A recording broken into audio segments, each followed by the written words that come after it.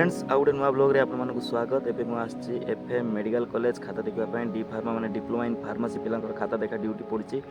तो एटा देखुच FM college रो interior view केमिति अछि। एटा पूरा फकीरमोहन मेडिकल कॉलेज रो entrance gate.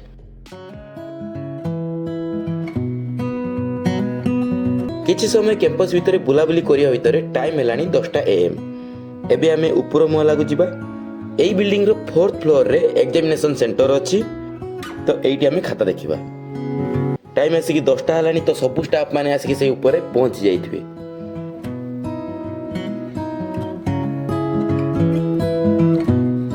FM medical college रो सभा टॉप फ्लोर ऊपर को देखिले किछि एमिति का व्यू देखा जाय थाए।